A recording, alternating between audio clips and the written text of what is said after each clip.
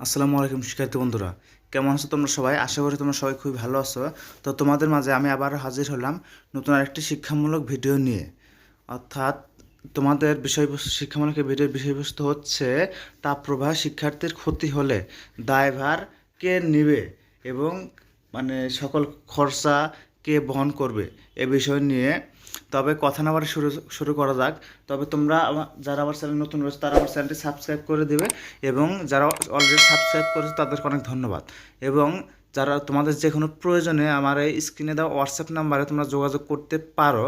তবে এছাড়াও আমার এই ভিডিওটি যদি ভালো লেগে থাকে তাহলে তোমরা একটি লাইক, কমেন্ট এবং একটি শেয়ার করে যাবে। তো কথা না বাড়িয়ে শুরু করা যাক। গত 27 তারিখে দ্য ডেইলি ক্যাম্পাসে প্রকাশিত হয়েছে যে প্রচণ্ড তাপপ্রবাহে শিক্ষার্থীর ক্ষতি হলে সকল দায়ভার নেবে সরকার ও স্কুল কর্তৃপক্ষ। এ বিষয়ে নিজস্ব একটা প্রতিবেদন প্রকাশ করেছে দ্য ডেইলি নিউজ। এই প্রতিবেদনে বলা হয়েছে দেশের তীব্র তাপপ্রবাহ চলতি মাসে তেইশ দিন তাপপ্রবাহ অব্যাহত ছিল। মানে এই এপ্রিল মাসে 23 দিন তাপপ্রবাহ, মানে অতিরিক্ত গরম থাকবে। 1948 সালের পর 76 বছরের মধ্যে এক বছরের তাপপ্রবাহের দিনের রেকর্ড ভেঙেছে এই শুক্রবার, মানে গত শুক্রবারে। দেশের চতুর্থ দফায় হিট অ্যালার্ট জারি করা হয়েছে। এর মধ্যে রোববার থেকে খোলা হবে স্কুল ও শিক্ষা প্রতিষ্ঠান সহ সকল কার্যক্রম এবং সরকারি শিক্ষা প্রতিষ্ঠান। এই প্রচণ্ড গরমের মধ্যেও স্কুল কলেজে খোলার কোনো শিক্ষার্থীর ক্ষতি হলে এর দায়ভার সরকার নেবে এবং সংশ্লিষ্ট শিক্ষা প্রতিষ্ঠানকে বহন করতে হবে। শনিবার গণমাধ্যমে পাঠানো এক ঐক্য বিবৃতিতে কথা জানান অভিভাবক ঐক্য ফোরাম। সংগঠনটির সভাপতি মোহাম্মদ জিয়াউল কবির দুলু এ বিবৃতি পাঠিয়েছেন। বিবৃতিতে তিনি বলেন যে তীব্র তাপপ্রবাহের কারণে স্কুল কলেজ বন্ধ রেখে যদি অনলাইনে পাঠদান করানো হতো তাহলে সবচেয়ে ভালো হতো, কারণ এই গরমের ভিতরে অনেক শিক্ষার্থী অসুস্থ হয়ে যেতে পারে এবং তাদের জীবন বিপন্ন হয়ে যেতে পারে। কিন্তু সরকারের বিবৃতি মেনে না নিয়ে তারা স্কুল খুলে দিয়েছেন।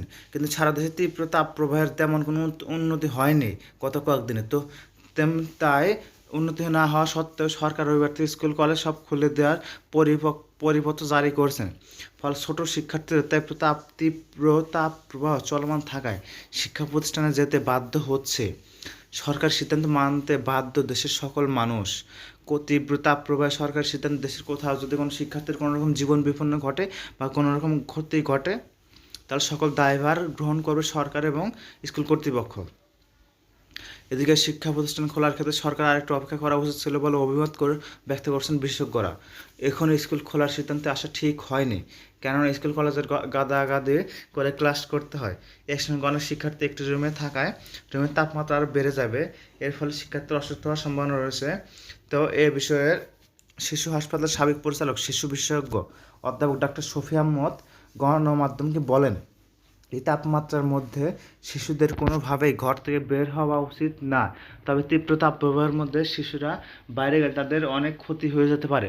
তবুও সরকার স্কুল প্রতিষ্ঠান খুলে দিয়েছেন যেহেতু, তাই সকল শিক্ষার্থীদেরকে স্কুলে যেতে হবে এবং সরকারি নির্দেশনা মানতে হবে।